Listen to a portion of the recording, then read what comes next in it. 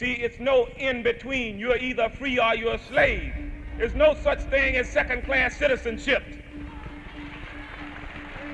If we go to YouTube and search H. Rap Brown, I don't think there's anyone, I think his performance was unparalleled.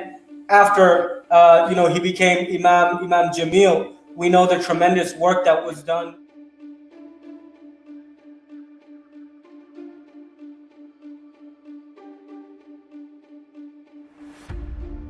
We seek refuge in Allah from a knowledge that is not useful, from a heart in which there is no remembrance, from a prayer that is unanswerable, from a tongue that is not truthful, and from a soul that is ungrateful.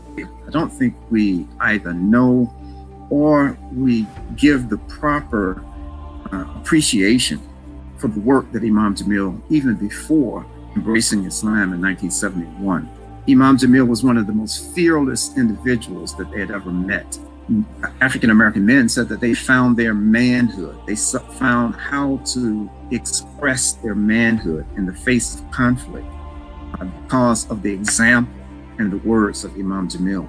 The loss for almost the last 20 years that the Muslim community has suffered is a loss that has been, to a certain degree, suffered by the non-Muslim community as well. Even after this bogus conviction, he's still not able to publicly speak about the situation.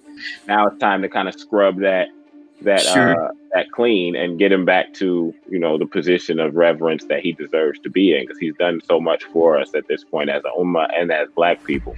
They understand the power of his words, to move people to whatever action. That's the reason why he's in federal custody at this moment. It's because, they put the leader of the Aryan nation in a cell next to him and they got to talking and he took Shahada.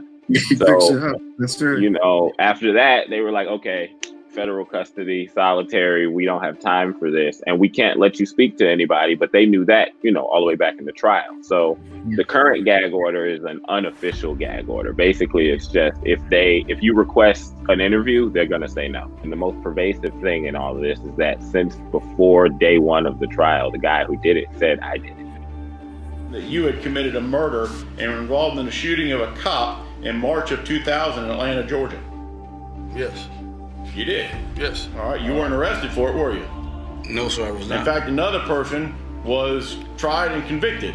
Jamil Amin, yes, sir. Yes, sir. Throughout the trial, they cheated time and time again. And when I say cheated, I mean cheated. From faulty ballistics, the lady who did the ballistics in our trial, who was, hired by the state, she was fired from her job because she did faulty ballistics. Mm-hmm. The ballistics don't match. The description matches the guy who confessed. They said the man who shot these police officers was wounded. The guy who confessed was wounded. My father wasn't wounded. And so then all of a sudden the blood that was found on the scene, they couldn't find a match because it didn't match the Imam.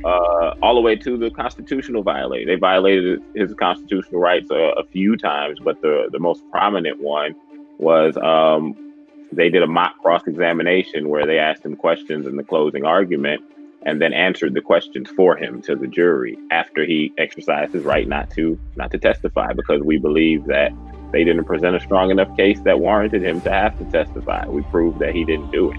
It's just so many things that happened in this one trial. I mean, we have all these other things listed out and we want them to review that as well. But it's like, hey, look, this guy, Otis Jackson, he's sitting in prison in Florida.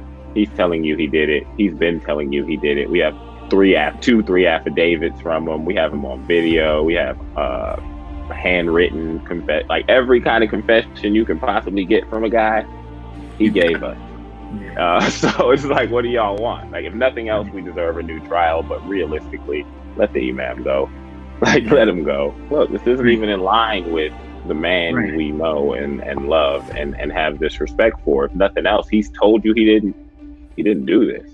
And verily, man has been created into toil and struggle, that it is a part and parcel of the development that you encounter in this life, that you must struggle.